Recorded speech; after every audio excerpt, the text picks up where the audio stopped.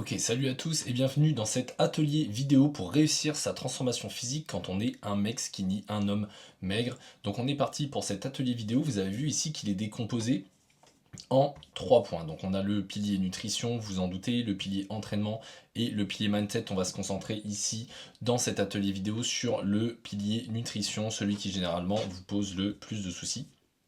Et on commence ici directement. Donc par quoi on va commencer pour le côté nutrition pour passer de maigre à musclé. Ce que vous avez besoin de comprendre, c'est que dans un premier lieu, vous allez devoir calculer vos besoins en calories. Donc vous allez devoir calculer votre BMR, votre TDE, et ensuite essayer d'être en surplus calorique. Vous vous en doutez, c'est ça qui va vous permettre de prendre du poids et par conséquent également du muscle. Donc on va commencer ici. La première chose à faire pour calculer ses besoins en calories, parce que je sais que la plupart d'entre vous, vous ne faites pas forcément attention à ce genre de détails, et en fait vous passez à côté de quelque chose de super puissant qui s'appelle les mathématiques. Et en fait, vous allez voir que votre prise de poids, votre prise de muscle, elle va être vraiment mathématique si vous prenez la peine de faire ces petits calculs qui, au final, vont très très vite. Et vous allez vraiment pouvoir comme ça vous rendre compte de est-ce que vous mangez assez, pas assez, etc. Donc c'est vraiment important de commencer par là. Ce que vous allez pouvoir faire dans un premier lieu, c'est calculer votre BMR. Donc qu'est-ce que c'est le BMR? On va pouvoir le voir ici directement. C'est l'énergie dont votre corps a besoin pour fonctionner chaque jour finalement. Même si tu devais rester alité suite à un accident à l'hôpital, c'est vraiment les calories que ton corps brûle, consomme au quotidien. Comment on fait pour calculer ce BMR? On a cette formule ici. Le BMR, c'est 10 fois ton poids en kilos, plus 6,5 fois ta taille en centimètres, moins 5 fois ton âge en années, plus 5. Donc ça va te donner ton métabolisme de base. T'inquiète pas, t'es pas obligé d'appliquer cette formule, je te la donne juste ici, mais sache que tu peux trouver des calculateurs assez facilement sur Internet. Ensuite, on va pouvoir calculer son TDE. Qu'est-ce que c'est le TDE? C'est l'énergie totale que ton corps brûle en une journée en prenant en compte toutes tes activités. Donc là, c'est là qu'on va ajouter par rapport au métabolisme basal que vous avez quand, par exemple, vous êtes alité, vous ne faites rien, c'est juste l'énergie qu'utilise votre cerveau, vos poumons, vos organes, etc. pour fonctionner. Là, on va ajouter un indice d'activité, donc le fait de bouger, de marcher, d'aller au travail, de faire le ménage et même et évidemment aussi d'aller faire son sport. Donc comment on fait pour calculer son TDE? C'est vraiment ça qui va nous importer ici. On va prendre le calcul du BMR qu'on avait là et on va le multiplier par un indice d'activité, un indicateur d'activité qui se trouve ici. Donc là, vous avez vos indicateurs d'activité. Donc on a ici, hop, les sédentaires x 1,2, les activités légères, modérées, intenses et très intenses. Moi, ce que je vous conseille de faire honnêtement, c'est de sélectionner celui-ci. Celui-ci x 1,55, c'est vraiment celui qui va vous donner une belle moyenne, sachant que ce total que vous allez obtenir, il est vraiment théorique. Il va falloir l'appliquer sur le terrain pendant au moins 2 semaines. Une fois que vous avez trouvé ce chiffre, que vous allez après calculer vos calories, les calories que vous mangez, que vous consommez, il va falloir après se rendre compte de est-ce que mon poids a bougé ou pas. Et c'est avec ces résultats-là, au bout de 2 semaines de test, qu'après vous allez pouvoir ajuster. Si vous êtes tombé juste et que votre poids est resté stable, et ben c'est que vous avez trouvé le total calorique parfait pour être en maintien calorique. Donc vous avez trouvé votre total calorique. Donc après, à ce moment-là, vous allez pouvoir ajouter un surplus calorique. Si vous avez perdu du poids pendant ces 2 semaines par rapport au poids moyen que vous avez pris au début, et ben c'est que vous étiez en déficit, donc vous n'avez pas visé assez haut. Donc peut-être qu'à ce moment-là, s'intéresser à ce facteur d'indice, cet indicateur d'activité-ci peut être intéressant. Et si au contraire vous avez pris du poids durant ces 2 semaines, bah c'est que bingo, vous étiez déjà en surplus calorique. Donc si c'est une prise de poids qui vous convenait, vous allez pouvoir garder cette dernière. Hop, je vous efface tout ça. Donc une fois qu'on a obtenu son TDE, donc vraiment l'énergie qu'on crame au quotidien, comment après on va faire pour ajouter un surplus calorique et prendre du poids? C'est vraiment le surplus calorique qui va vous faire prendre du poids ici. Hop. Donc le surplus calorique, qu'est-ce que c'est? C'est quand tu manges plus de calories que ce que ton corps brûle dans la journée. Le fameux TDE qu'on a calculé et qu'on a testé juste avant. Et l'excédent d'énergie, en fait, il va être utilisé pour prendre du poids et in fine également du muscle. Sachant qu'on n'est pas obligé d'être en surplus calorique pour prendre du muscle, même en maintien on peut le faire, même en déficit on peut le faire, même si c'est pas du tout un environnement très propice à la prise de muscle. Vraiment le meilleur environnement pour prendre du muscle, c'est le surplus calorique, et nous c'est ce qu'on veut, surtout que en tant qu'homme skinny, on veut également prendre du poids en même temps que prendre du muscle. Donc le surplus calorique, c'est vraiment l'incontournable. Donc une fois qu'on a fait son BMR, son TDE, à présent on calcule son surplus calorique. Comment on fait? Une fois qu'on aura trouvé ici son TDE, admettons, vous êtes tombé sur 2800, c'est horrible comment j'écris, 2850 hop, calories. Hop, vous êtes tombé sur, c'est impossible d'écrire, vous êtes tombé sur 2850 calories. Comment on va faire? J'ai pas pris l'exemple le plus simple.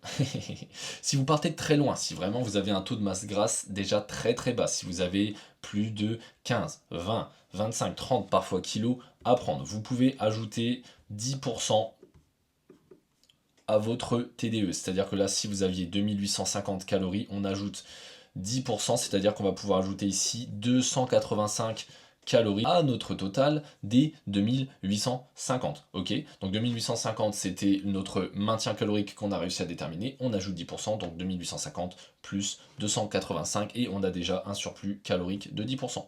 Ce surplus calorique, on va pouvoir également le maintenir pendant au moins une semaine. Au moins une semaine pour se rendre compte, est-ce que oui ou non je prends du poids, est-ce que si j'ai pris du poids, je touche à rien, on continue comme ça.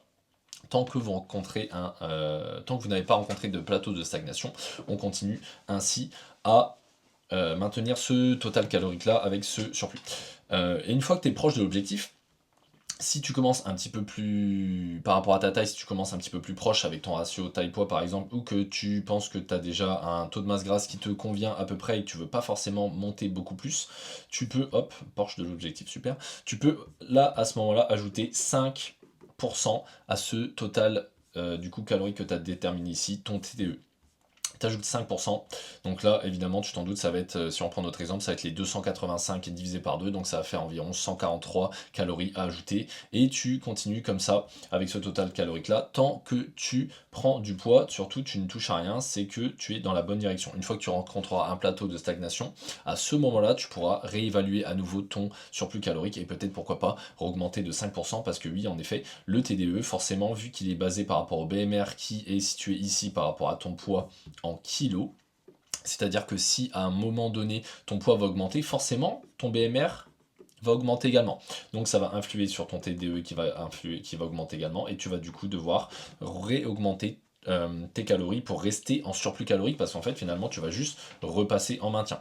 Finalement, si on devait schématiser ça, c'est comme si vous aviez un cycle, ça c'est votre point de départ, vous commencez, j'aurais dû le faire dans l'autre sens, si c'est comme si vous aviez un cycle, ça c'est votre point de départ, hop, ici vous avez trouvé votre maintien calorique, vous vous mettez en surplus, vous montez en surplus, hop, et au final, à la fin, vous allez revenir à un maintien un peu plus élevé. En fait, limite, ça doit être ça. C'est cyclique, c'est comme ça. Vous montez comme ça. Là, vous traversez une phase de stagnation. Hop, je dois réajuster mon maintien et après, je remonte ici. Tac. Ok.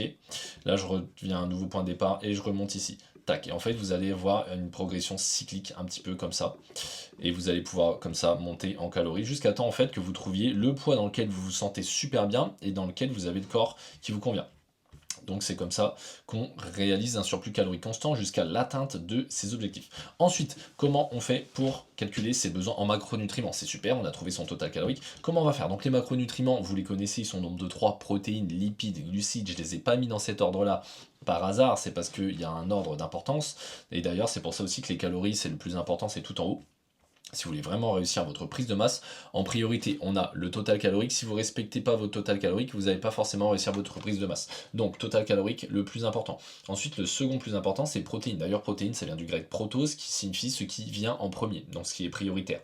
Donc, si vous respectez chaque jour votre total calorique, vos totaux en protéines, vous êtes sûr que vous allez pouvoir réussir votre prise de masse, et ensuite vous allez pouvoir ajuster les lipides et les glucides. Mais si la balance entre lipides et glucides par rapport à ce que vous aurez déterminé est un petit peu déséquilibrée par rapport à ce que vous aviez prévu de base, ce n'est pas forcément le plus grave. Ce qui est le plus important, c'est vraiment total calorique, protéines. Donc, une fois qu'on a bien déterminé notre total en calories, on enchaîne ici avec les protéines. Donc les protéines, c'est vraiment le matériau de construction de ton corps. Elles sont essentielles pour réparer et construire tes muscles après les micro-déchirures que tu te réalises quand tu vas à l'entraînement. Et donc, il faut savoir que 1 g de protéines, c'est égal à 4 calories. Et vous allez voir que ces informations auront de l'importance au fur et à mesure. Donc, pour le total calorique, moi je vous conseille de vous situer entre 1,6 et 2,3 g par kilo de poids de corps. Donc par exemple, si vous faites 75 kg, vous devriez manger environ 150 grammes de protéines par jour. Ça, c'est les recommandations. Moi, pour vous simplifier la vie, c'est l'exemple que je viens de vous citer ici. Hop, on simplifie la vie, on fait 2 grammes par kilo de poids de corps. Comme ça, on se prend pas la tête, on multiplie par 2 et vous êtes tout bon. Donc là, c'est l'exemple que je vous ai cité. Et les meilleures sources de protéines, quelles sont-elles? Donc en fait, elles sont situées sur une échelle qui s'appelle l'échelle de la valeur biologique, c'est-à-dire qu'il faut savoir que dans les protéines, il y a 9 chaînes d'acides aminés, et en fait, ces acides aminés sont plus ou moins présents selon les aliments, et les meilleures absorptions des protéines, donc les protéines de meilleure qualité, sont celles qui contiennent les 9 chaîne d'acides aminés. Donc vous avez dans ce classement qui est tout en haut du classement, vous avez la whey. Si vous consommez pas de whey, pas de souci. La whey, c'est quoi au final? C'est juste du lait en poudre, hein, finalement, si on devait simplifier. Mais sinon, vous avez les œufs. D'ailleurs, l'échelle de la valeur biologique, elle est basée, c'est une échelle qui va de 0 à 100. Et il faut savoir que 100, ce sont les œufs. Les œufs, en fait, c'est la valeur de référence de cette échelle. Ensuite, vous avez le lait, au même titre que la whey, vous avez le bœuf, la volaille, le poisson, les légumineuses. Donc ça va être un petit peu tout ce qui est protéines végétales. Sachant que malheureusement dans les protéines végétales, il n'y a pas toutes les chaînes acides aminés dont je vous ai parlé juste avant, donc c'est là qu'il va falloir jouer un petit peu avec des mix parce qu'elles sont présentes en différentes proportions selon les sources végétales de protéines. Donc là j'ai cité les légumineuses, vous pouvez par exemple faire des mix entre des lentilles corail, etc. pour avoir ces chaînes aminés là si vous ne consommez pas de protéines animales. Hop, une fois qu'on a fini avec les protéines, vous avez donc 2 grammes par kilo de poids de corps de protéines. On va enchaîner ici avec les lipides. Pareil, les lipides sont en second, parce que vous allez comprendre pourquoi. Les lipides, en fait, c'est une source d'énergie essentielle pour votre corps. En fait, c'est vraiment ça qui t'aide à produire tes hormones, à protéger ton cerveau et même à absorber certains nutriments, certaines vitamines. Donc vraiment, les lipides, très très important, et malheureusement dans notre société actuelle ils sont vachement diabolisés parce que comme vous le savez on est dans une société où les personnes ont plus tendance à être en surpoids, alors que là ici c'est l'inverse. Donc avec 1 gramme de lipides vous vous rendez compte ici qu'on a 9 calories.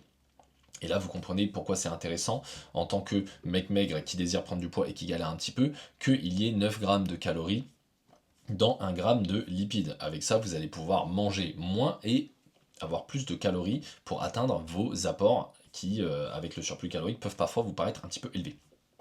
Donc, ces lipides, bien qu'ils soient vraiment assez cheatés pour prendre de la masse musculaire et de la masse en général, vous pouvez monter jusqu'à 40% des apports totaux, 35-40% des apports totaux en protéines. Donc typiquement, si vous deviez manger une diète à 2000 calories par exemple, essayez de ne pas dépasser forcément 800 calories de lipides.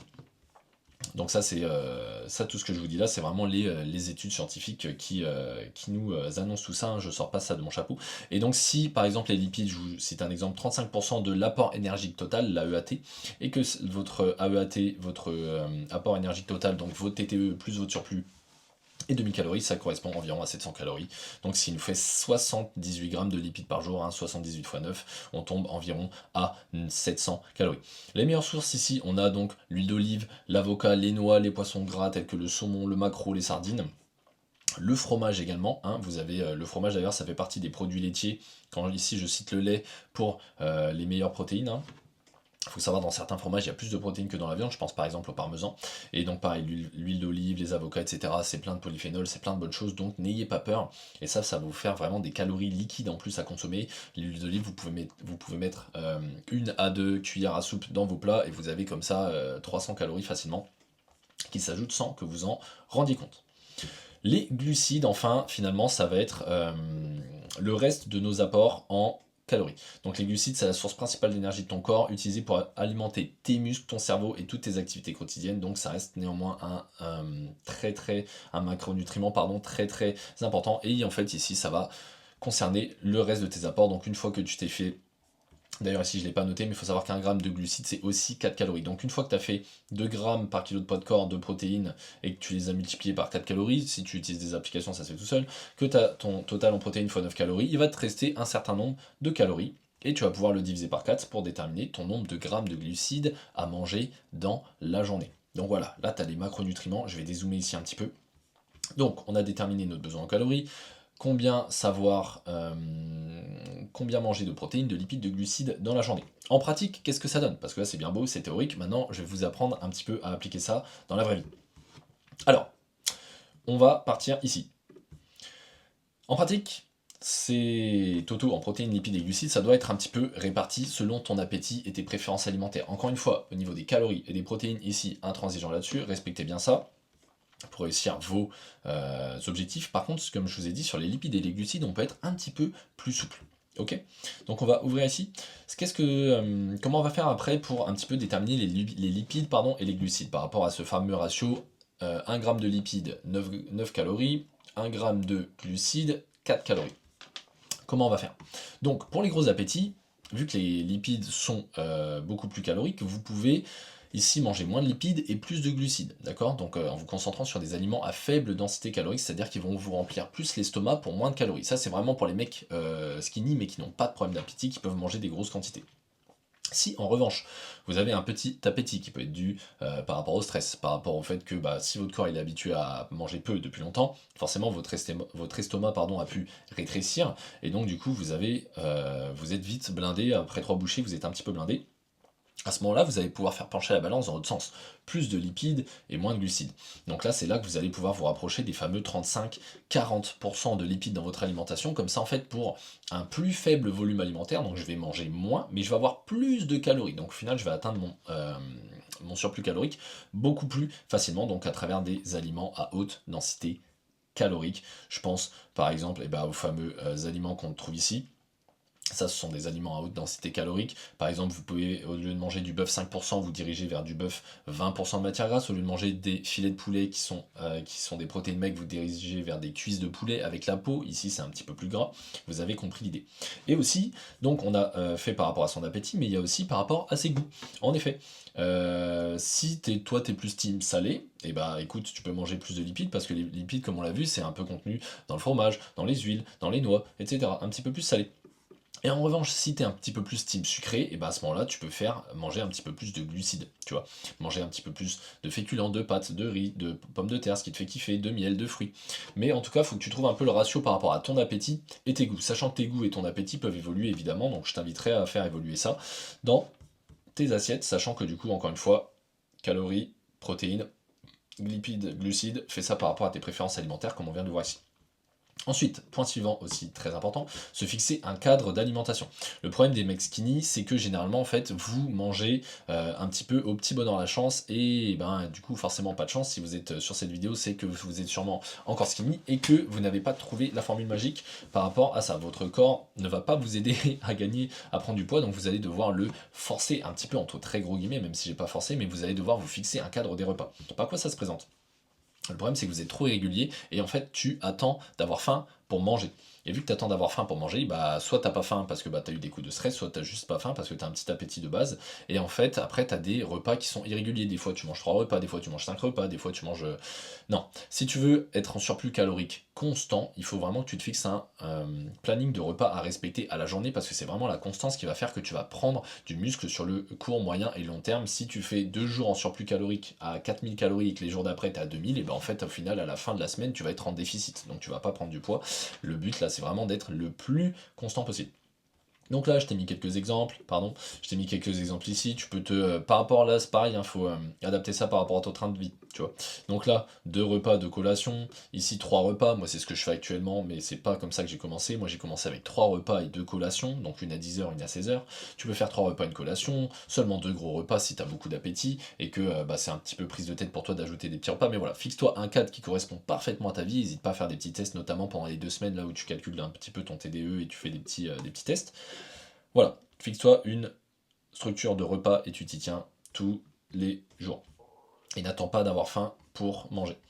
Ensuite, comment on va faire pour contrôler et ajuster sa progression? Parce que là, tout à l'heure, je vous ai parlé des fameux cycles où là, je vais arriver à un certain plateau de stagnation, j'augmente mon surplus calorique jusqu'à arriver, hop, à un autre plateau de stagnation, ainsi de suite, ainsi de suite. Comment on fait pour savoir? Donc, comment on va faire?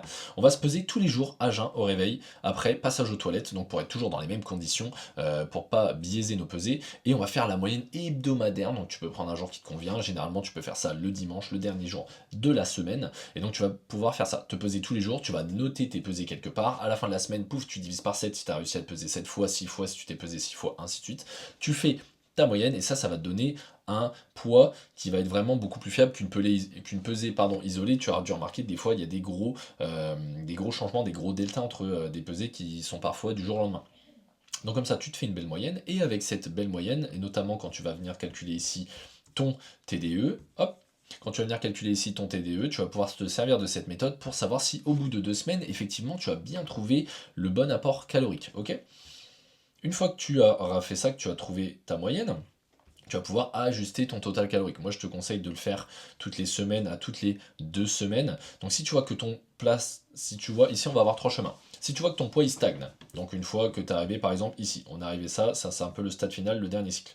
Si tu vois que ton poids il stagne, mais que tu es satisfait de ton physique, tu as bien pris, tu es satisfait de ton taux de masse grasse, tu aimes bien ton train de vie, tu as de l'énergie, tout va bien, hop, et bah écoute, reste en maintien calorique, tu as atteint la destination, donc bravo à toi, tu as fini ta transformation pour l'instant. Si après, tu peux avoir d'autres objectifs qui se développent, mais là, par rapport à l'objectif que tu t'étais fixé, boum, tu l'as atteint, GG. Deuxième chemin, c'est que bah, tu as fait ta prise de masse, tu es devenu un petit peu trop gras, et là du coup tu vas pouvoir créer un léger déficit en diminuant tes apports caloriques et ou en augmentant ton NEAT, donc ta dépense journalière. Généralement on recommande la marche à pied, ou en tout cas de bouger un petit peu plus, généralement oui en effet la marche à pied, jusqu'à atteindre une composition corporelle qui convient. Donc on va prendre ici nos schémas, si on est monté trop haut dans nos calories, hop, ici on est arrivé là, mais malheureusement, on est arrivé à un certain poids, je sais pas, dans ta tête, tu t'étais fixé que tu voulais faire 80 kilos, tu les as atteints, mais tu les as atteints un petit peu gras. Ce que tu vas pouvoir faire ici, c'est au lieu de repartir hop pour un nouveau cycle où tu vas pouvoir tac remonter encore tes calories, ce que je t'invite à faire ici c'est l'inverse. Ça veut dire que tu es parti de là, tu vas pouvoir rester ici en léger déficit, continuer évidemment à faire de la musculation, à manger tes 2 grammes de protéines par kilo de poids de corps, jusqu'à temps d'arriver à un poids qui te convient un petit peu mieux. Par exemple, admettons, tu vas descendre à 78, tu vas te rendre compte qu'à 78, putain, à 78, je suis mieux qu'à 80 kg. Et à ce moment-là, si tu te kiffes à 78, tu vas pouvoir de nouveau rester en maintien, t'as finalisé ta transformation par rapport à ce que tu voulais, GG. Et enfin, le troisième schéma, c'est quand ton poids commence à stagner et que tu veux toujours grappiller du poids sur la balance et gagner encore plus de muscles, et ben à ce moment-là, tu peux augmenter, comme je te disais, ton surplus calorique encore de 5%. Donc ça c'est le schéma que je t'avais mis à la base. Là par exemple, admettons si tu étais parti de loin, tu t'étais mis 10% comme je t'avais indiqué ici, tac, à ton DDE. T'es monté, pouf, t'as pris, je sais pas, 3 kilos, et là tu sens que tu commences à stagner, évidemment, vu que ton poids il est lié ici par rapport à tes calculs, ton BMR, hop, tu vas stagner. Si tu vois que t'as pas pris trop de masse grasse, et bah écoute, rajoute 10%, parce que t'es encore loin de ton objectif. Si tu vois que tu t'es déjà bien rapproché de ton objectif, rajoute uniquement ici 5%, ok. Et là tu vas pouvoir regrimper ici, paf, tu rencontres un nouveau plateau de stagnation, à chaque fois tu vas devoir te poser la question, ok, là je suis bloqué à 67 kilos, je kiffe mon physique à 67 kilos par rapport à ma taille, par rapport à mon taux de masse grasse, oui, ok, je touche à rien, non, ok, je veux prendre du poids ou là je veux me stabiliser un petit peu, perdre de la masse grasse, continuer à prendre du muscle. Ok, donc là si je veux prendre toujours du poids, je repars dans un léger surplus de 5%, admettons. Si là je me sens bien dans mon corps et si je me sens que j'ai pris trop de poids, pardon, un peu trop de masse grasse, pouf, je fais un léger déficit ici et je repars pour atteindre ici mes 78 kg tout en continuant la musculation, ce qu'on appelle une recomposition corporelle. On va perdre du gras, prendre du muscle. Donc ici pour un léger déficit, ça ne vous concerne pas forcément tout de suite en ce moment, mais voilà, vous avez les 3 chemins ici qui sont là. Et c'est comme ça finalement qu'on va pouvoir calculer sa progression. Donc je vous dézoome ici un petit peu pour que vous voyez un petit peu tout ce dont on a parlé ici. Et c'est ok, ça me bouge tout, ça c'est chiant. Et c'est comme ça qu'en fait vous allez pouvoir réaliser vos plans nutritionnels, donc en calculant vos nombres de calories, en faisant un test, en ajoutant un surplus calorique en pratique. Après on ajuste ses macronutriments, protéines, lipides, glucides par rapport à ses goûts. Ensuite on se fixe un cadre d'alimentation qu'on respecte tous les jours. On contrôle, on ajuste sa progression en se pesant tous les jours. Et pour faire comme ça une moyenne hebdomadaire sur laquelle on va pouvoir se baser. Et après c'est à vous de réaliser ces fameux cycles où vous allez pouvoir ajuster comme ça vos totaux caloriques selon vos objectifs, ainsi de suite, jusqu'à obtention du corps qui vous fait kiffer. Donc voilà pour la partie nutrition. Si tout ça, ça te paraît encore un petit peu trop compliqué à mettre en place, moi ce que je t'invite à faire, tu as dû voir le lien juste en dessous, c'est de prendre un appel bilan stratégique avec moi dans lequel on va pouvoir vraiment ici t'aider pour le côté nutrition évidemment, mais aussi pour le côté entraînement, mindset, lifestyle. Tu as vu ici qu'il y avait d'autres points, oula, pas de spoil, d'autres points sur lesquels on va pouvoir se baser ici, l'entraînement, le mindset, donc la mentalité à adopter pour réussir sa prise de masse. Donc si ça t'intéresse et si tu veux qu'on bosse ensemble, moi je te laisse prendre rendez-vous juste en dessous et on se retrouve pour la partie 2 sur l'entraînement.